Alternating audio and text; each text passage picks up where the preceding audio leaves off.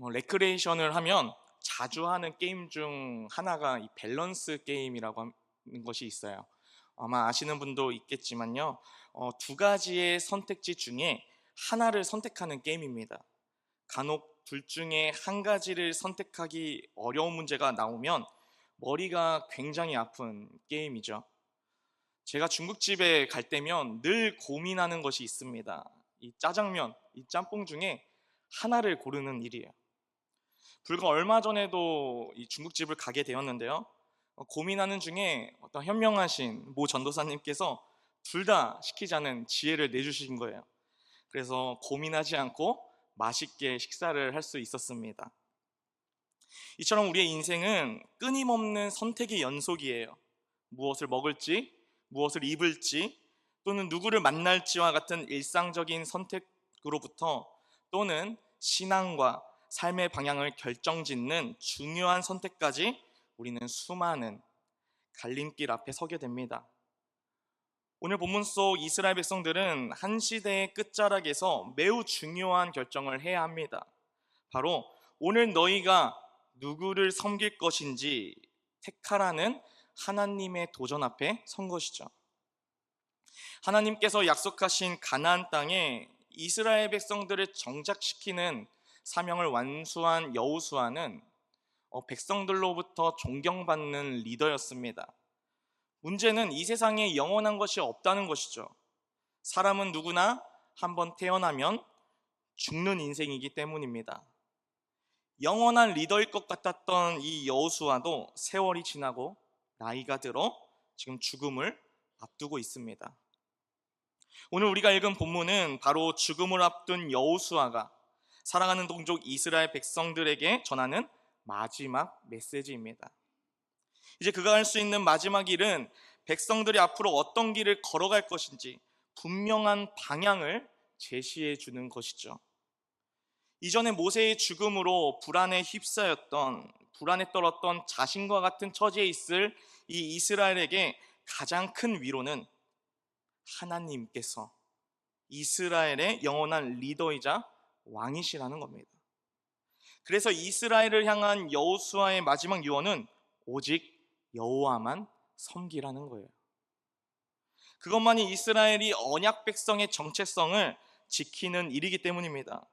이 여호수아의 유언은 오늘날 세상 속에서 그리스도인으로 살고 있는 우리에게도 굉장히 중요한 교훈인데요. 그가 남긴 이 유언의 핵심, 오직 여호와만을 섬기려면 우리는 어떻게 해야 하는지 오늘 말씀을 통해 같이 알아보고자 합니다. 첫째로 오직 여호와만을 섬기려면 받은 은혜를 기억하고 신실하신 하나님을 경외해야 합니다. 우리 함께 14절의 말씀을 같이 읽도록 하겠습니다. 그러므로 이제는 여호와를 경외하며 온전함과 진실함으로 그를 섬기라.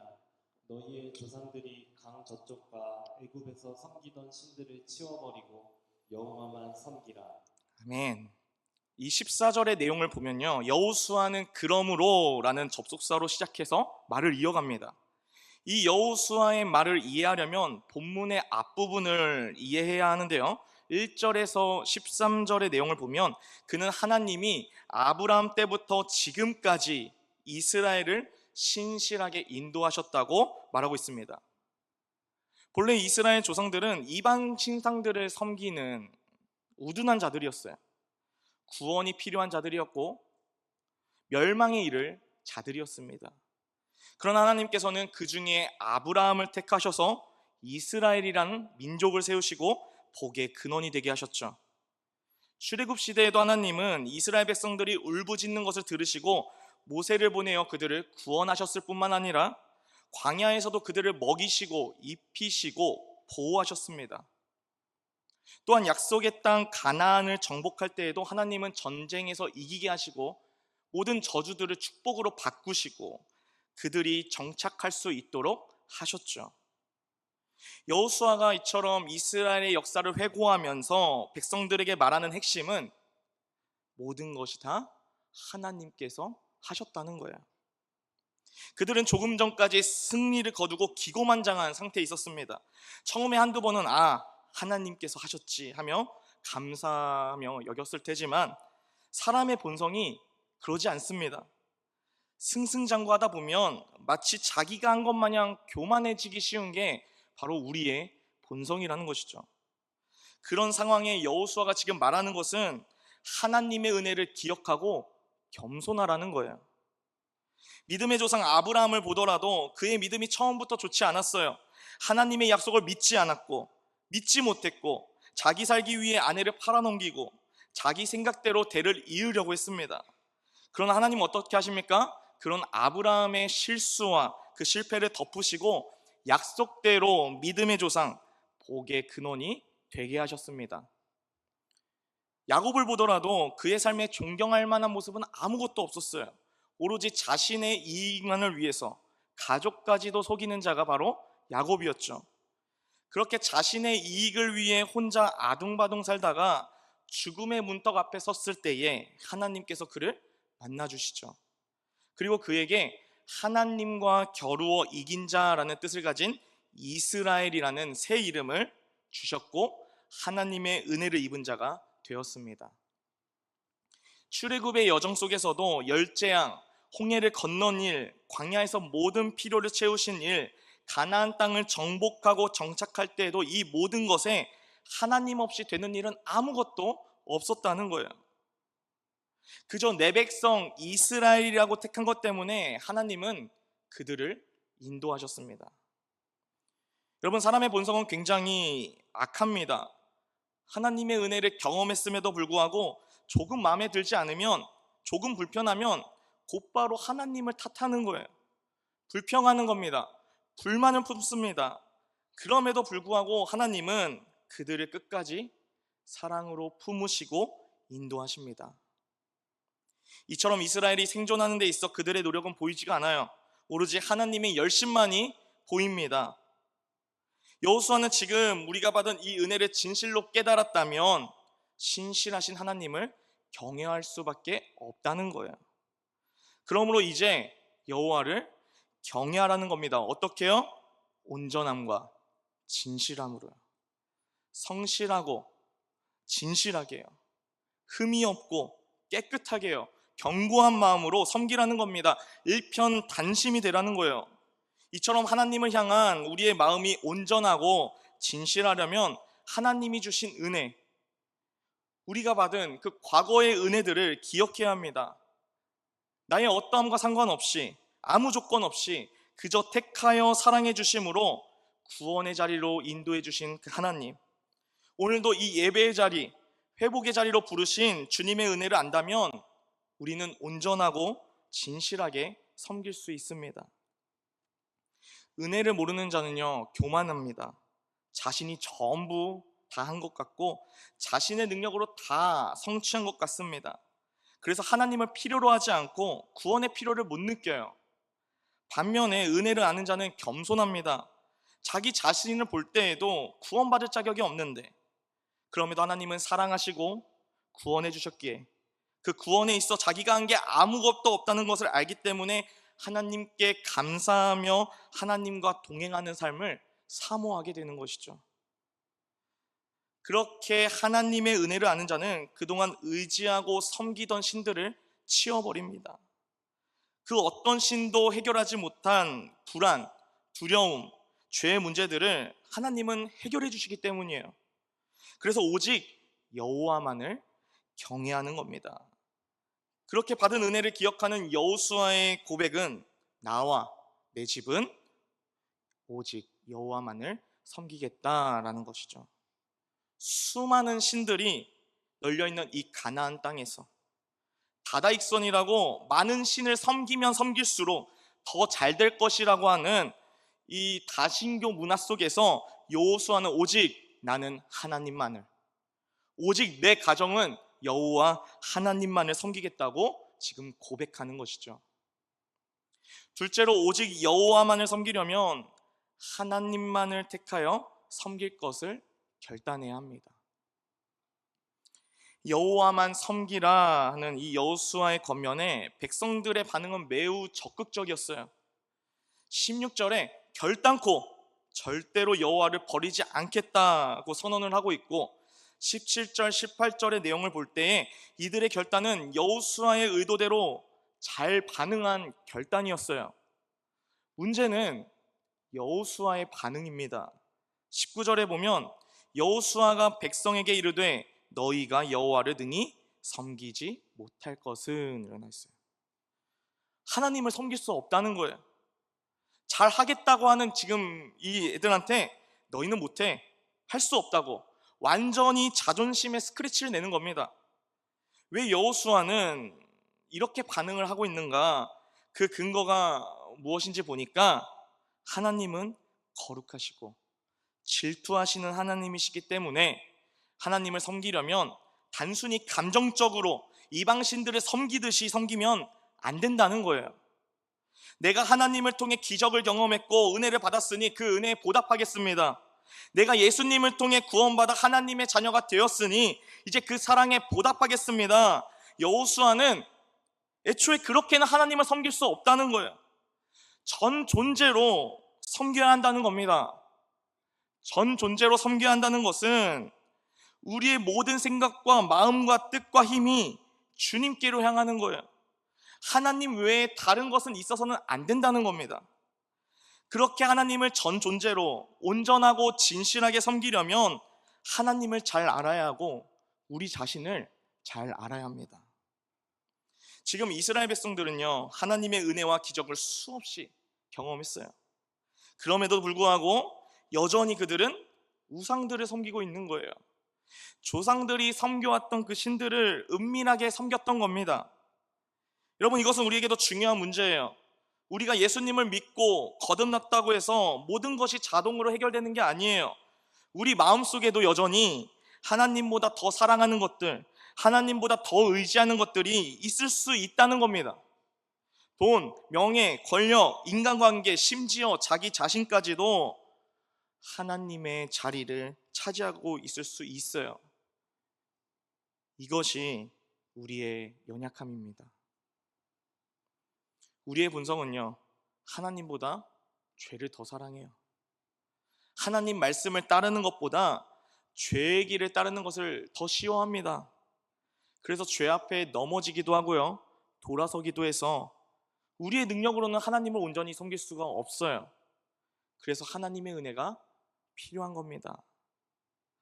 오라 나는 공고한 자로다 하고 이 고백한 바울의 고백이 우리의 고백이 되어야 한다는 것이죠. 우리 함께 로마서 7장 24절 25절 말씀을 읽겠습니다. 오라 나는 공고한 사람이로다 이 사망의 몸에서 누가 나를 건져내랴. 우리 주 예수 그리스도로 말미암아 하나님께 감사하리로다. 그런즉 내 자신이 마음으로는 하나님의 법을, 육신으로는 죄의 법을 섬기노라. 아멘. 지금 바울의 고백은 마음으로는 하나님을 따르고 싶은 거예요. 그런데 내 육신은 죄를 따르고 있는 겁니다. 이 사망의 몸에서 어떻게 누가 건져낼 것인가? 바로 예수 그리스도라는 거예요. 예수 그리스도가 하나님을 섬기지 못하는 나를 섬길 수 있도록 하신다는 겁니다.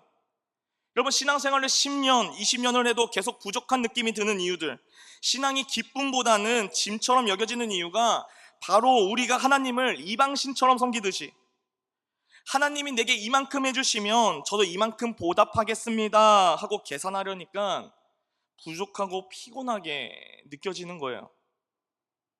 성경 어디에도 우리에게 하나님의 사랑에 대해 갚으며 살라고 요구한 적이 없습니다.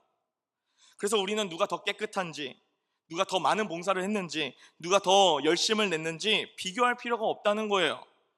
하나님 보실 때는 다 똑같은 사랑하고 귀한 자녀들이라는 것이죠. 그래서 하나님은 우리에게 그저 주신 은혜를 누리라는 겁니다. 백성으로서, 자녀로서 주어진 특권을 누리며 같이 행복하게 살자는 거예요. 그렇게 하나님이 주신 은혜와 특권을 누리며 살기 위해서는 하나님과 가까워야 합니다. 그러려면 하나님을 잘 알아야죠. 오늘 말씀 19절에 여호수아는 하나님이 거룩하신 분, 질투하시는 분이라고 소개하고 있어요.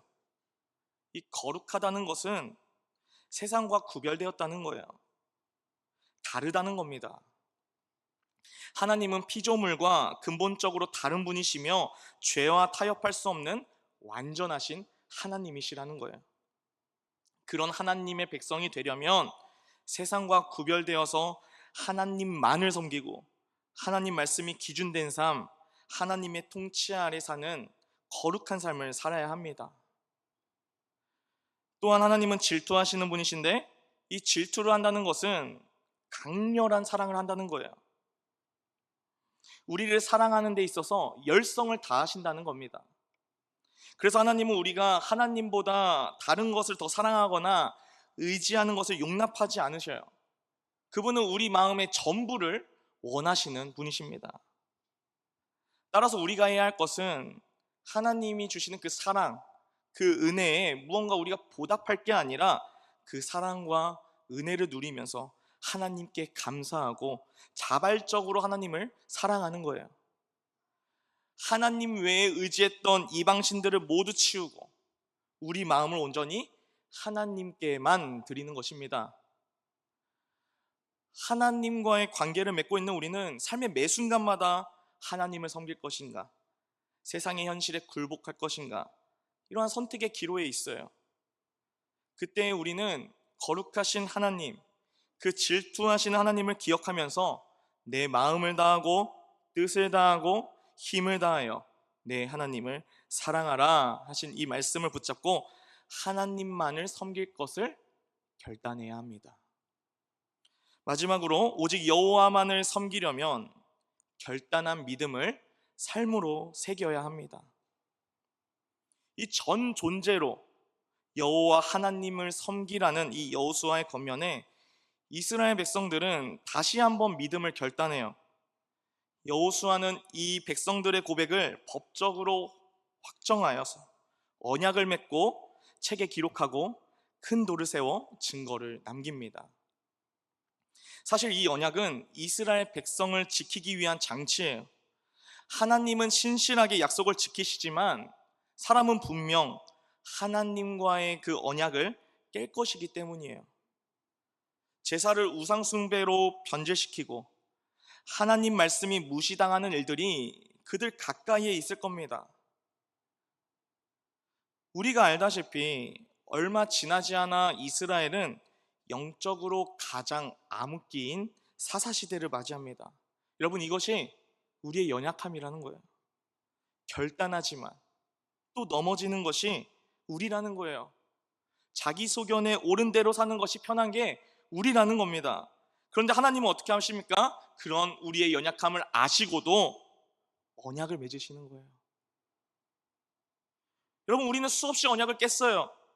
그러나 하나님은 그 언약을 신실하게 지키셔서 우리와의 관계를 유지하시는 겁니다. 왜 그렇게 하셔요? 사랑하기 때문에.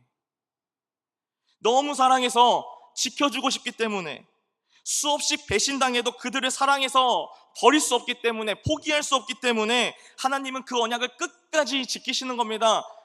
그래서 그 사랑을 언젠가는 알게 될 그들이 다시금 돌아오기를 기다리시는 거예요. 여호수아는 사람의 결단이 쉽게 잊혀진다는 것을 알았어요.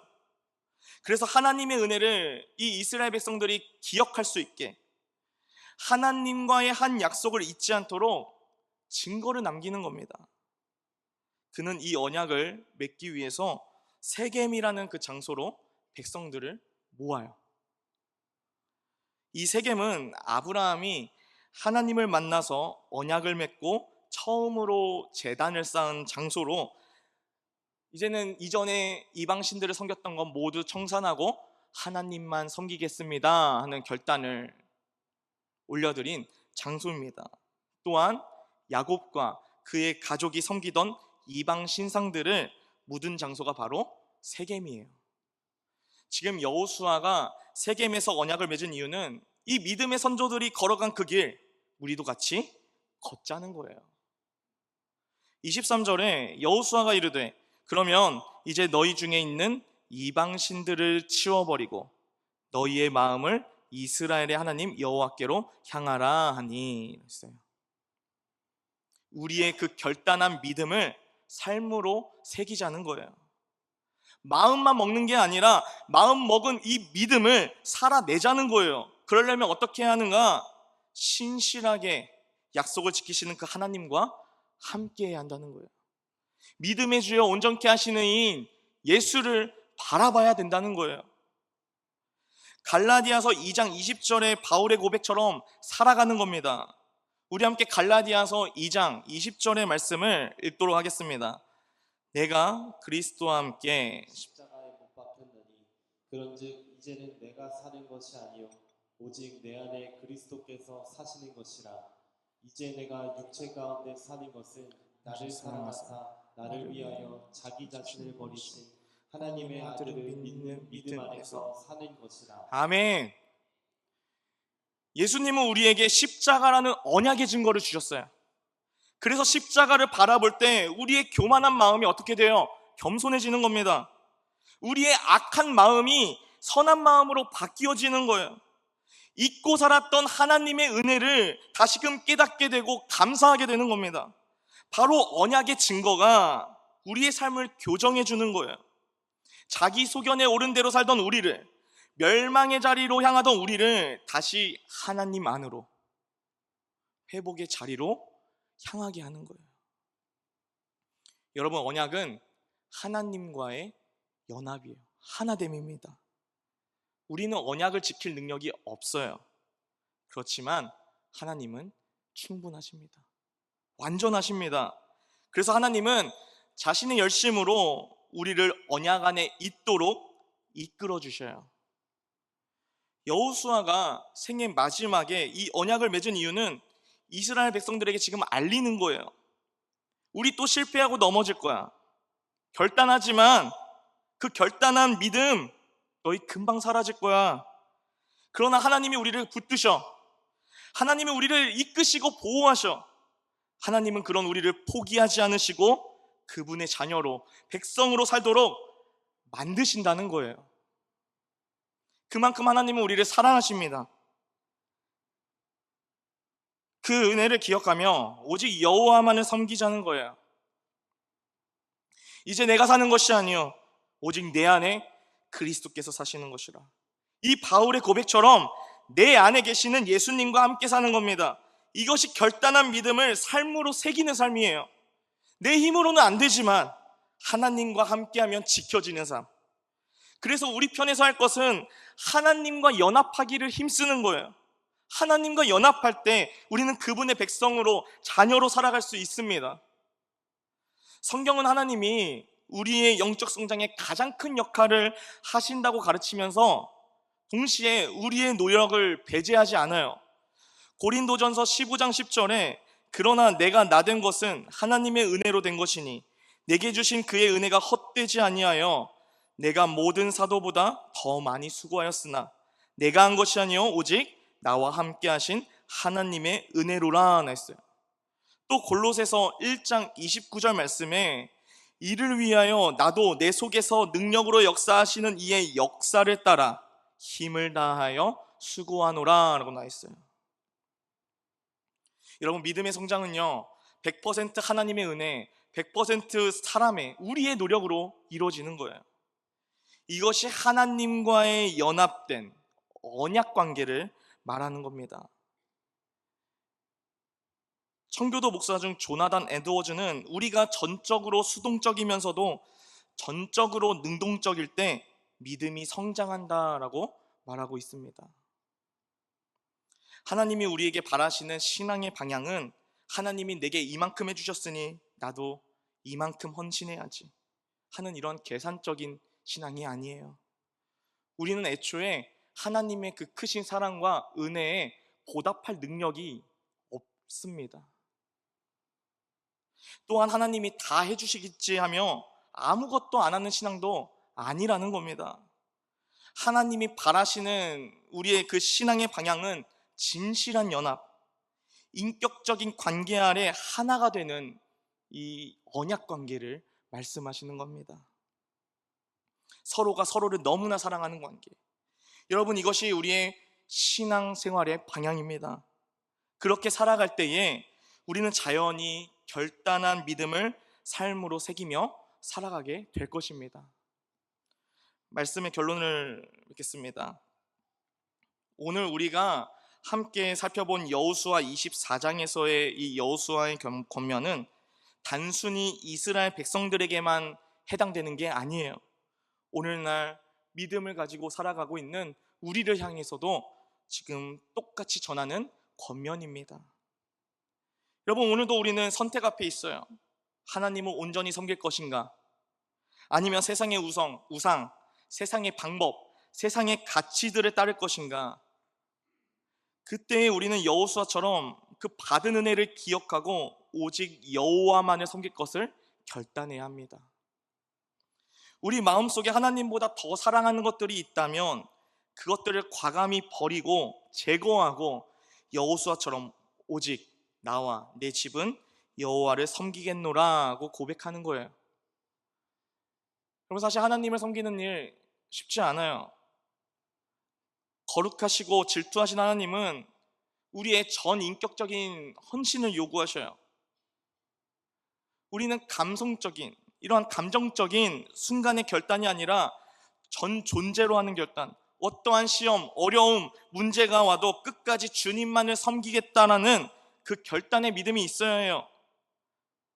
그럼 그게 참 어렵죠. 그럼 어떻게 하는가? 그 결단한 믿음을 삶으로 새기려면 하나님과 연합해야 한다는 거예요. 언약 아래 있어야 한다는 거예요.